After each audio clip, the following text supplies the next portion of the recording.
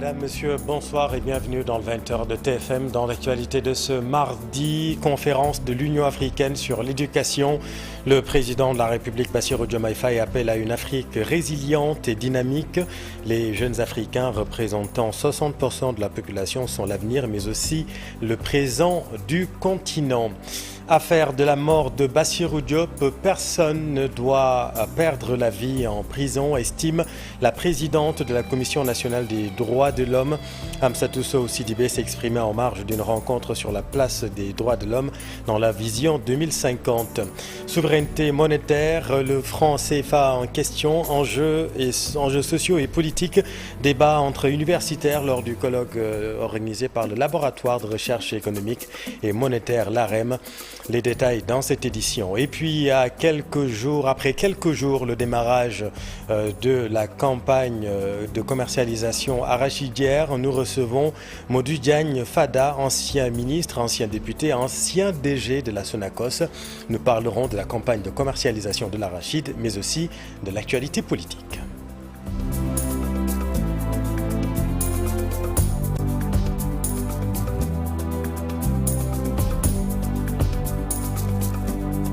Les jeunes Africains représentant 60% de la population représentent le présent, mais aussi l'avenir du continent, a dit le chef de l'État, Bassirou Diomaye Faye, qui prend part à la conférence de l'Union africaine sur l'éducation.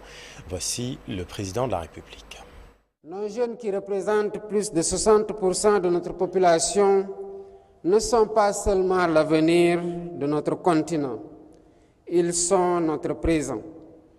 Leur éducation, leur formation et leur intégration économique doivent être nos priorités absolues pour promouvoir l'éducation, la science et la technologie en vue d'atteindre les objectifs de développement durable et d'accélérer la mise en œuvre de l'agenda 2063. Nous mobiliser pour l'éducation, c'est investir pour l'éveil des consciences, la formation aux compétences et le progrès.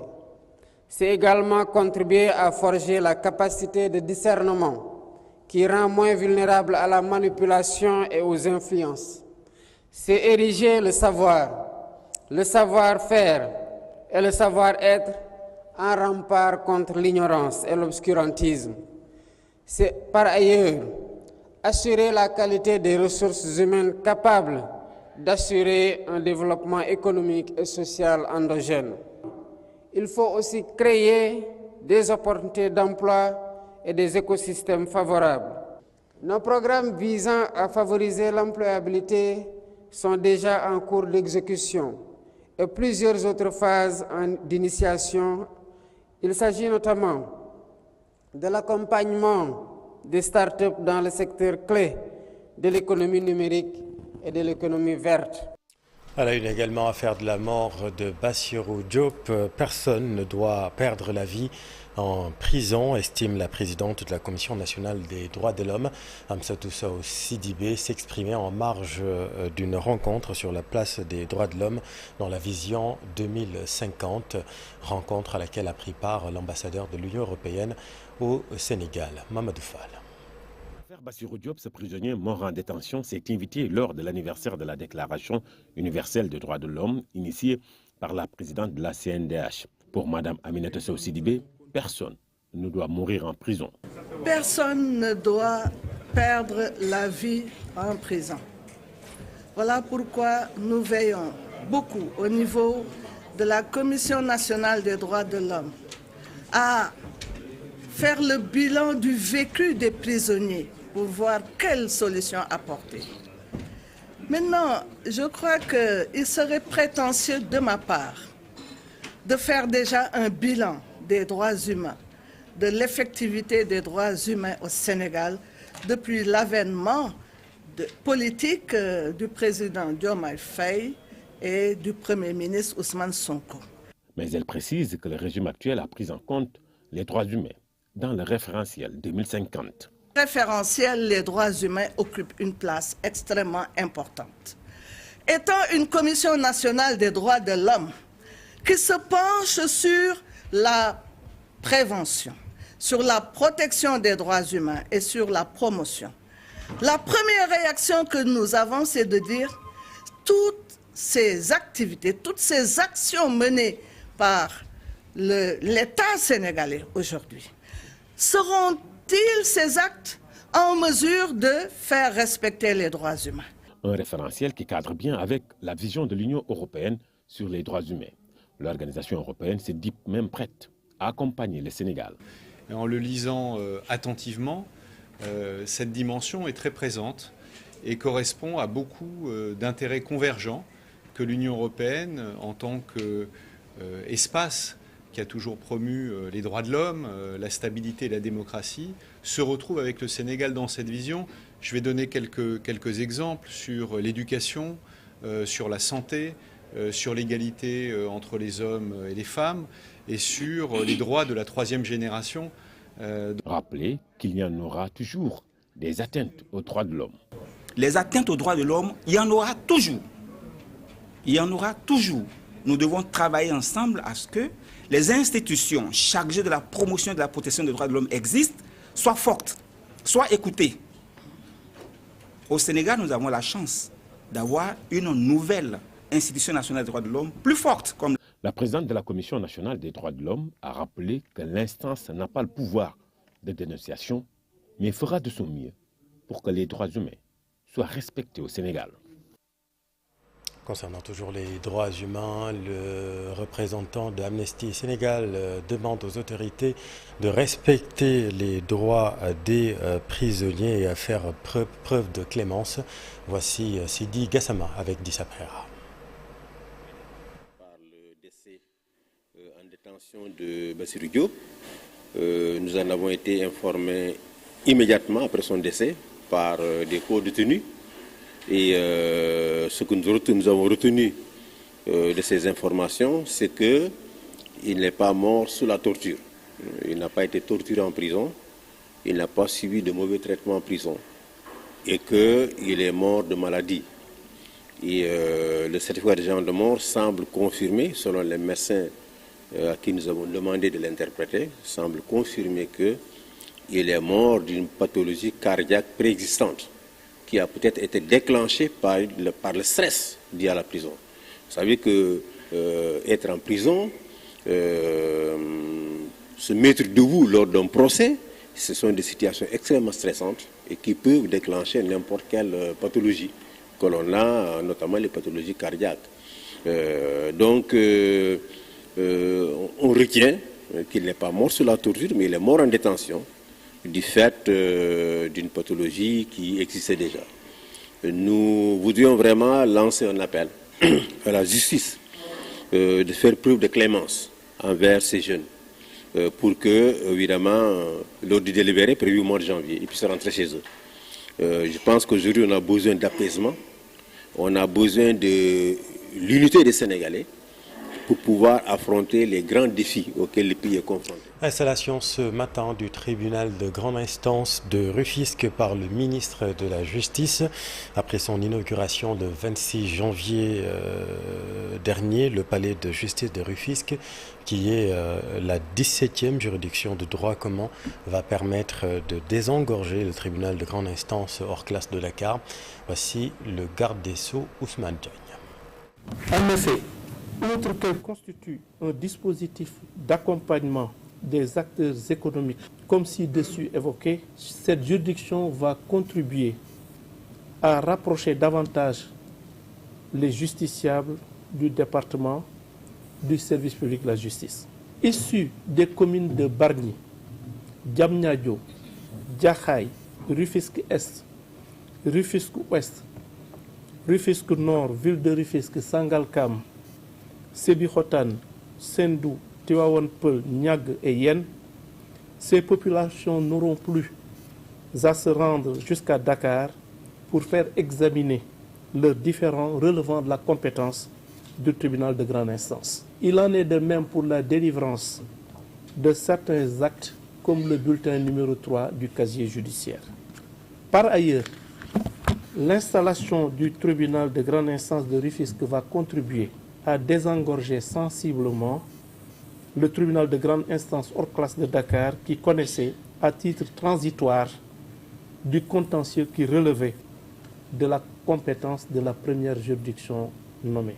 Mesdames, Messieurs, à compter de ce jour, le tribunal de grande instance de Rufisque sera la 17e juridiction de droit commun de la catégorie à compléter la carte judiciaire du Sénégal.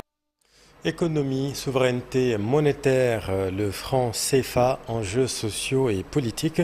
Débat entre universitaires lors d'un colloque organisé ce matin par l'AREM, le laboratoire de recherche économique et monétaire. Compte rendu, Fatou Bintou Conté. Le franc CFA, héritage direct de l'époque coloniale utilisé par 14 pays africains de la zone franc. Cette monnaie liée à l'euro expose ces pays à une forme de dépendance économique et cette situation soulève une contestation croissante, d'où la tenue d'un colloque par l'AREM, le laboratoire de recherche économique et monétaire de l'université Cheikh Anta Diop de Dakar sur la souveraineté monétaire du franc CFA. Ce qui a remis en fait cette question en selle, c'est la communication du président français Emmanuel Macron le 19 décembre à Abidjan. C'est là où en fait, en disant que la France maintenant est prête à travailler avec les pays de la zone pour voir en fait, pour aller dans leur sens, c'est-à-dire qu'on vous écoute en quelque sorte. Donc vous pouvez décider vous-même ce que vous allez faire. Si vous allez continuer la coopération, peut-être avec d'autres variantes, ou bien vous allez vous libérer de cette coopération. Donc ça, la balle est dans le camp de nos autorités. Bon, maintenant, en tant qu'universitaire, donc c'est l'objectif de ce colloque, c'est que tout un chacun puisse ici proposer en fait sa vision de la question du CFA avec des arguments, et puis en fait on va discuter et puis on va in fine faire une synthèse de tous ces travaux et les mettre à la disposition de toutes les autorités politiques de la zone. Une monnaie considérée comme un instrument d'oppression économique de l'ancienne puissance coloniale. La souveraineté, comme les ressortis, c'est l'équivalent de l'indépendance. Donc avec cette monnaie, nous ne sommes toujours pas totalement indépendants. Pour l'utilisation des instruments, puisque la Banque centrale qui est chargée de la mise en œuvre de la politique monétaire utilise des instruments à sa disposition pour la mise en œuvre de cette politique monétaire. Donc avec les pratiques actuelles, la Banque centrale n'est pas totalement indépendante, c'est-à-dire la BCEAO n'est pas totalement souveraine par rapport à l'utilisation de ces instruments pour la maximisation du bien-être des pays membres. D'ailleurs, cette historienne du Muséum de Paris estime que cette monnaie, le franc CFA, n'a trop que duré et aucune avancée notoire n'a été notée pour ces pays. Le franc CFA a surgi à la suite de la Seconde Guerre mondiale et dans un contexte très troublé où on essayait quand même que les choses puissent tourner, qu'il n'y ait pas trop de dégâts pour tout le monde. Absolument tout le monde. Mais depuis, il n'a pas beaucoup évolué et je crois que ça c'est un gros problème et qu'il faut que les différents États africains aient un sursaut pour fabriquer quelque chose qui soit tout à fait adapté à eux-mêmes. Solution concrète à cette crise monétaire tarde tout de même à se concrétiser. Le projet d'une monnaie unique régionale, bien que proposé, suscite de nombreuses interrogations. Renforcer les capacités des cadres de l'administration, tel est l'objectif de la Fondation pour le renforcement des capacités en Afrique, un renforcement du leadership et de la bonne gouvernance dans le système de gestion des finances. Suivons là-dessus Mamadou Biteye, secrétaire exécutif pour la Fondation pour le renforcement des capacités en Afrique, avec Fatou Bintou Conté. Les pays font davantage face à des défis, notamment de la conjoncture économique difficile dans le monde, les questions d'endettement, les défis pour fournir les services de qualité aux citoyens, somme toutes des défis qui ne requièrent pas que des compétences techniques, mais également des compétences personnelles, des compétences en leadership et en gouvernance. Donc ce programme va permettre à ces hauts cadres du système de gestion des finances publiques de développer des compétences telles que la réflexion stratégique, les questions de redevabilité, d'inclusivité, la capacité à résoudre des problèmes, mais va permettre également aux participants des différents pays de se retrouver et de faire un apprentissage apprentissage par les pairs.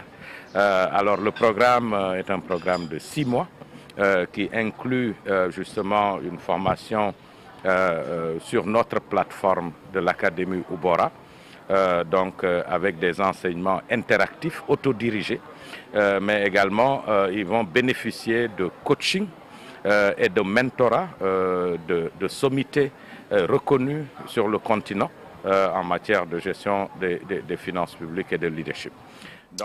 Le syndicat des pêcheurs, mareyeurs, transformatrices et exportateurs du Sénégal demande de meilleures conditions de travail.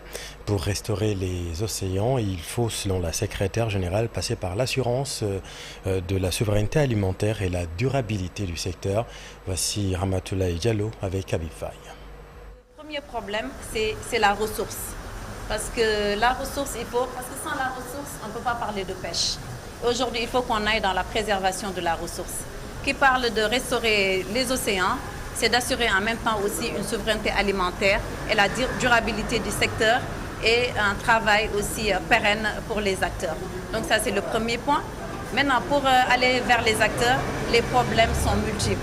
Et depuis très longtemps, on a des multitudes d'associations, de collectifs, mais les problèmes demeurent. Raison pour laquelle on a migré, nous, en syndicat, parce que depuis 2020, on avait un petit collectif et on s'est dit maintenant qu'il est temps qu'on aille en syndicat parce que la stature même du syndicat nous permet d'adresser les problèmes, c'est-à-dire une justice sociale pour les travailleurs, qu'ils soient reconnus par l'État, qu'ils puissent avoir accès à une couverture maladie, qu'ils puissent avoir une retraite, même jusqu'aux coopératives d'habitat. Donc c'est ça le but de ce syndicat aujourd'hui, parce que ce qu'on a dans la pêche, c'est des travailleurs, de très grands travailleurs, mais des travailleurs pauvres. 18e semaine nationale de la petite enfance et de la case des tout-petits. À Sédhiou, le préscolaire souffre d'un manque de salles de classe. On enregistre un nombre très important d'abris provisoires. Voici Doudou Tala Diédiou, inspecteur coordinateur régional de la petite enfance, avec notre équipe sur place. Nous venons juste de lancer la 18e semaine nationale de la petite enfance et de la case des tout-petits. Le thème cette année, c'est Setal Suñu Réew ànd ci ak tout tànk yi ngir mu sax. Donc c'est une invite véritablement à se soucier davantage de l'environnement, mais de tout ce que nous mettons dans l'environnement et plus particulièrement de l'éducation des enfants, parce que ce que nous visons in fine, c'est un changement de comportement. Donc la semaine un peu est axée autour de ça, n'est-ce pas, de l'hygiène, de l'environnement, mais de la conscientisation de la communauté vraiment sur son engagement par rapport au traitement réservé vraiment à cet environnement-là qui souffre véritablement, n'est-ce pas, des actions de l'homme. La principale difficulté que nous avons au niveau de la région, c'est l'amélioration de l'accès. Nous savons que beaucoup de nos structures véritablement sont encore dans des abris provisoires. Donc le combat que mène aujourd'hui l'agence de la case des tout-petits et le ministère de l'Éducation nationale, c'est de faire en sorte que l'environnement scolaire soit un environnement attrayant. Donc ça, c'est un premier défi. Le deuxième défi, c'est la prise en charge holistique de la petite enfance. Vous savez, l'enfant n'a pas besoin simplement d'une éducation, mais il a besoin également qu'on lui prenne en charge le volet nutritionnel, mais le volet sanitaire, mais le volet sécuritaire. Donc nous travaillons aujourd'hui véritablement à ce que cette prise en charge synergique de l'enfant soit une réalité. Et puis en France, l'hommage aux 2 Sénégalais qui ont sauvé un Montpelliérain du suicide la semaine dernière. C'était lors d'une soirée de soutien à SOS Méditerranée. Le point avec Abdoulaye Diop. Il est environ 20h30 lorsque cet homme de 41 ans s'est suspendu au 7e étage du parc de la gare Saint-Roch à Montpellier. C'est alors que 2 frères sénégalais, Tourad et Mohamed, l'ont aperçu et ont pris le risque de lui sauver la vie. 2 semaines après, ils reviennent sur cette scène. Et nous aussi, voilà, en tant que des Sénégalais, sans pour autant réfléchir, ni rien du tout, on s'est dit, voilà, on va monter le sauver. Et alhamdoulilah, on est monté. Voilà, le mec, à peine 2 secondes, si on n'était pas là, lui, il partait, quoi. Et du coup, on l'a tenu. Moi, je l'ai tenu par l'épaule et un peu la ceinture. Et après, mon frère, lui, il était en train de parler avec les pompiers et tout. Et puis après, lui, il est venu, il a pris par la taille. Donc du coup, on a sécurisé le mec, quoi. En attendant que que les pompiers ils arrivent et tout. Pendant près de 20 minutes, il lutte avec acharnement pour maintenir cet homme hors de danger. C'est par la suite que les sapeurs-pompiers sont arrivés et ensemble, ils sont parvenus à le mettre en sécurité. Tourad et Mohamed expriment leur fierté d'avoir accompli ce geste héroïque, un élan de solidarité qu'ils jugent naturel. Et c'est avec une très grande fierté aujourd'hui voilà, qu'on relate les faits. Et ça aurait été encore une autre personne, on tombe sur la même occasion, on aurait fait pareil. Donc, en tant que Sénégalais et fier d'être Sénégalais, vivant dans la diaspora, donc plus précisément à Montpellier. Donc, nous on est là, et voilà. Les sapeurs-pompiers les ont remerciés chaleureusement et ont noté leur identité, déclarant qu'ils mériteraient une médaille. Et puis un mot de sport, l'AS Ville de Dakar concède sa première défaite dans le groupe A de la Coupe d'Afrique des clubs champions chez les dames, en revers face au club égyptien d'Al Ahly sur le score de 61 à 46. Avec cette défaite, le club champion du Sénégal termine la phase de poule à la deuxième place derrière son bourreau du jour et attend donc de connaître son adversaire en quart de finale. C'est la fin de cette édition. Merci infiniment de l'avoir suivi. Je vous retrouve dans un tout petit instant dans Soir d'Info, la suite avec le ministre Modou Diagne Fada.